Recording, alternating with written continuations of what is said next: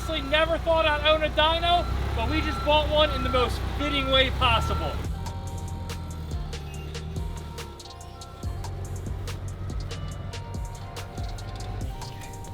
This is our new Mustang all-wheel drive dyno, and clearly it has been through a little bit, but it's okay. We're gonna get her fixed up. Now, if you guys know anything about dynos, you probably know that they're obscenely expensive, and honestly, it wasn't something that was even on my radar to be able to afford or buy, even though I've always wanted one. But a friend of ours' shop had an unfortunate fire. He had a dyno that took some soot damage, a little bit of smoke damage, and, you know, maybe just a little bit of heat. He gave me a shout and asked me if I want to buy a dyno that's in similar condition to those pile of trash cars I'm always buying.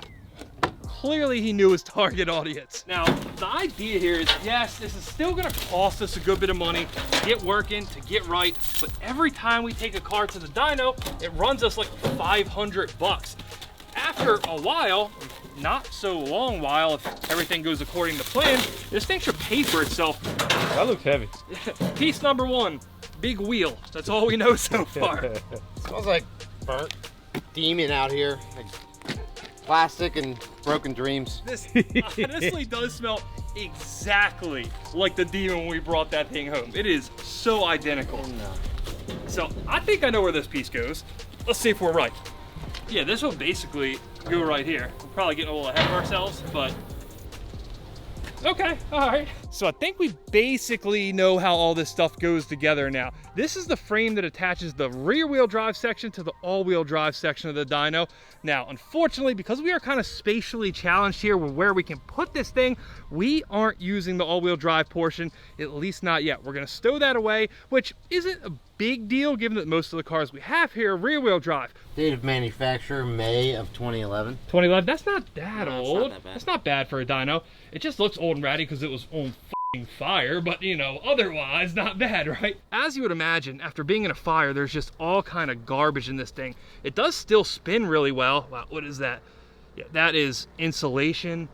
Wow, it is pretty thoroughly disgusting, but from what I was told, all the main pieces are still in working order. Pretty much all the wiring got damaged. All that's gonna have to be replaced. But this big power unit, the rollers, the bearings, everything seems like it's at least functional. Underneath these rollers, there's airbags. Now, as best I can tell, they're not damaged, they're just nasty. One thing that's kind of surprising, the belts, they're all still in really good shape and actually still have great tension on them. Not only are a lot of the wires cut, but I'm sure a good portion of this saw some kind of water damage. And for what I was told, this part, it's really not supposed to get wet. And we are gonna have to, wow, get all this garbage off the ramps.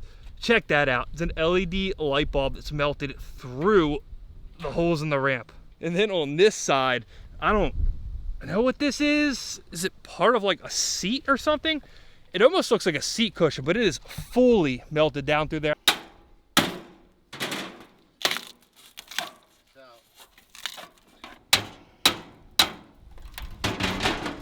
That's so crazy. We gotta keep this. Yeah. That's awesome. Aside from what's damaged or waterlogged, there's a lot of stuff here that's just straight missing. I guess a lot of it got lost in the shuffle after the fire.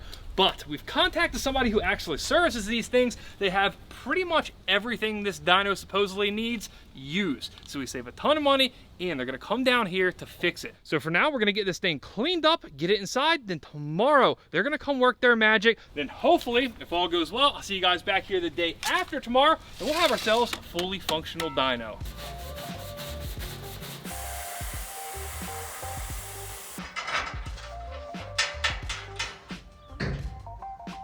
There we go.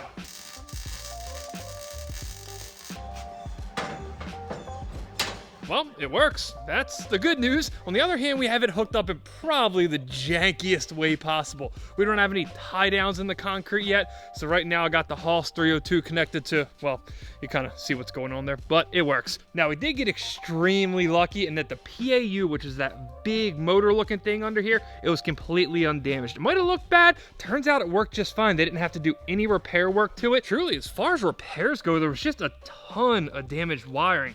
This is the load sensor that was damaged. We had to replace that. The main things we needed though, when this stuff was lost completely in the fire, we didn't get any of it. Our computer, our J-box, which senses temperature, atmospheric pressure, boost, RPM. And then there's this guy. This is the brain of the dyno. It's the most expensive part of the dyno other than the actual rollers itself. And unfortunately, we had to completely replace this. It was a total loss in the fire. I'm not gonna pretend to know what half this stuff does, but it's where all of our data comes from the rollers and into the control unit, I guess we'll call this. This comes from the PAU. There's this sensor cable from the dyno. It's where our power comes in. And we also have this little air station here that we, yes, still need to find a bolt for. And the point of the air is to inflate these airbags that are under the rollers and lock them in place and make it so the rollers aren't spinning when you're trying to pull a car on. We still got plenty of finishing work to do. We got a lot of cables to organize, but truthfully, none of that's gonna hold us up from doing a dyno pull, so.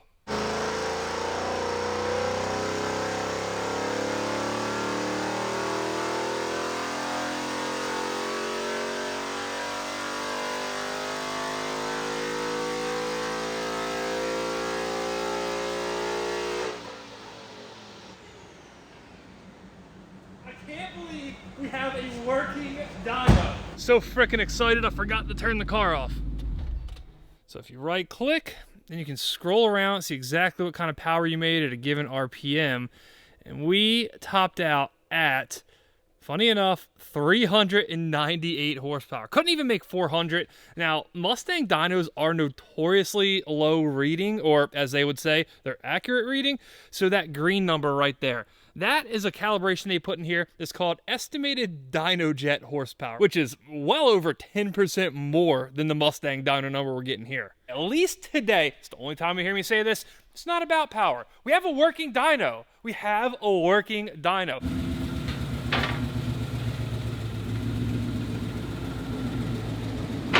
Also, an important note, these ramps might be ugly, but they work. This car is low in the front, goes right up, no problem. All right, so what today was supposed to be about was getting this thing very utilitarian. We're gonna put the jacks on and make sure we had this able to be moved around the shop really nice and easy, but what today has changed into is everybody in the shop using the dyno, because why not? Shiny new toy, right, Fernando? 100%. Gotta do it.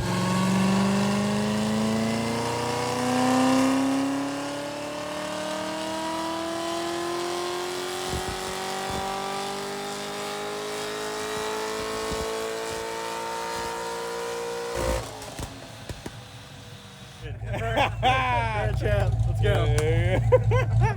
What's the estimated dyno jet here? Look at the torque though. That can't be right.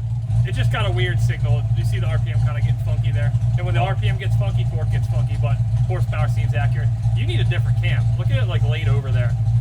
You should have been pulling way till red line. I think we've just well established this is going to be a heartbreaker dyno. That's a Heads Cam Z06 with 400 and what was it, 83 horsepower? Yeah. 483. Wow. This is going to be tough. The 1,000 horsepower club just got harder to join for sure. That's really cool. You need a blower. That's really cool. Yeah, you need a blower. Yeah. Well, pulling us back and putting a bottle on it. I will stand above the intake filter and I have no. What does that get me? power. Yeah, but Next up to have the heart broken, huh? I hope not. This ain't gonna go well. I mean, if the Z06 didn't even make 500, that's gonna make what, like $299? Nah, it'll make $299-ish. 450-ish. 450? What's this supposed to make? Put it that way. 450 crank.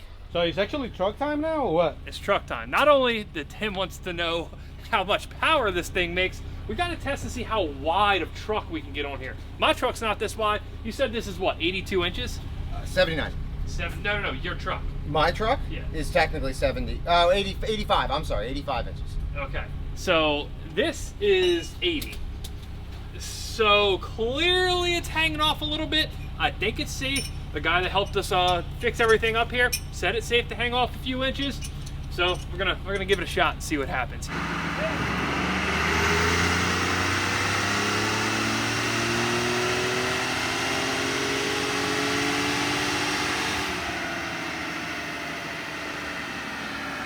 So RPM got all jacked up again. I don't know what the deal is with that. We gotta figure that out. But yeah, 363 horsepower right there. at 12,000. Look at that torque figure. Oh yeah. 3,000 pounds of torque. Great.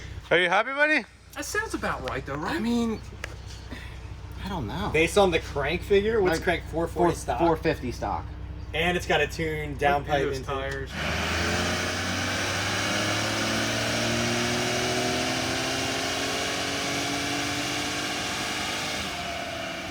RPM is perfect this time. There's no loss. What'd you change? I centered the sensor on the wire. It was pinching the wire before, but it wasn't. The wire wasn't dead center in that little spot. Hey, 404 on a dyno jet. Yeah, 407. that sounds about right, I guess. I mean, 25% drivetrain loss. Tired of seeing these 400 horsepower numbers. We got a real truck we're gonna pull here. All right, let's do it. Yeah! Mopar power, buddy! You know?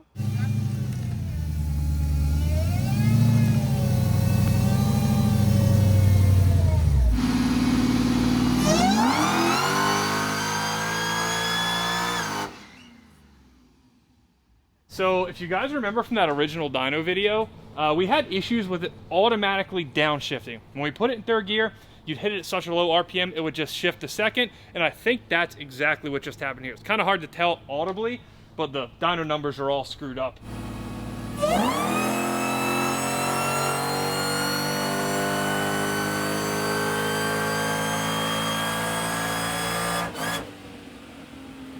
How's it going? Feel good. Feel good. This RPM signal's pissing me off. Oh, that didn't make much at all. This dyno is a killer. Now, last time, it made, before we changed the pulley, it made 800 off the spray. We gotta do a little adjusting on this dyno to bring it in line with some numbers.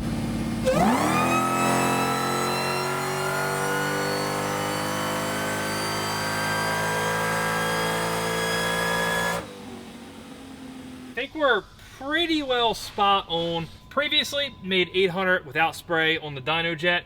So considering we did that smaller pulley, a couple pounds of boost, say it picked up 50 horsepower. I think that's reasonable.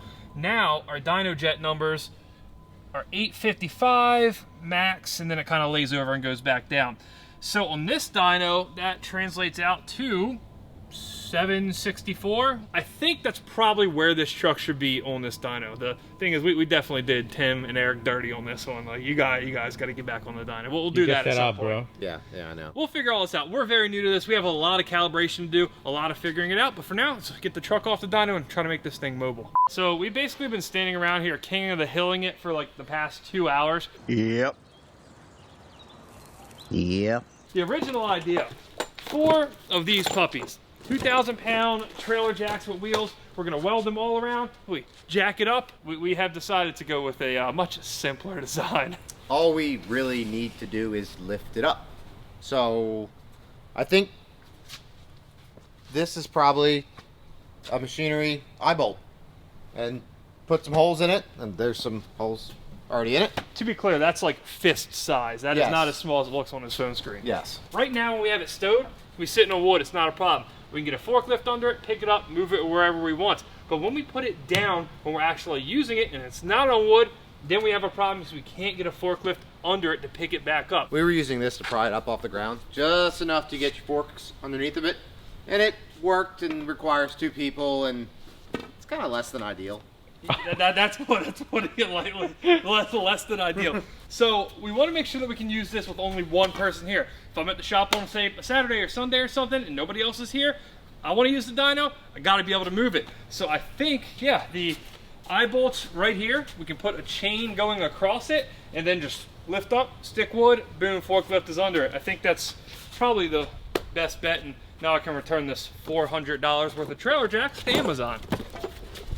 Solid. I suppose, other than the whole cosmetic thing here, we're pretty much sorted for the usage. I put a call out about the whole RPM issue, so hopefully we figure that out soon. Yeah. But for all intents and purposes, we've got a functional dyno. For cheap. So far, so good. Well, Now we need to try to break it. not for the Raptor. That didn't go so well. Now you need to make more power. Now I need bigger turbos. Yeah, I know. Obviously. Yeah, so this has really caused a problem in the shop, though. Everybody that's been on this dyno, Eric, his vet, he talked about a supercharger for like the next 3 hours, just running around the shop like, you know, I have heavier rods, so technically that makes sense that it made less power. Also, this is like excuses, but it has heavier rods. It has steel rods. Here we go. So- Yeah. I think this is, in the end, going to lead to every one of us spending a lot more money. I think you're 100% right about that. Especially since I've ordered up a nice little dry erase board so we can see who makes the most power, like a, I don't know, top 20 or something on here. The competition's gonna be great. It's gonna make for awesome video, but yes, financially it's probably not awesome. Speaking of, I'm already working on it, okay? Don't start with me. I'm already working on it. working on what? The cam is coming for the Z. Now we're just gonna paint it, right? We do have to paint it. We'll get around to making it look nice at some point. For now, though, let's get those eye bolts in. Let's make sure we get the RPM thing sorted, and I don't know, get some more cars on it. Let's make more power. Solid Yeah, plan. that's about it here. I guess we can wrap this up now. Adios. Cut!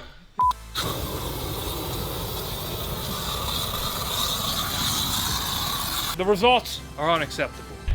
You ain't cheating, you ain't trying, right? Wow! This That's ain't not, cheating. This ain't cheating. wow!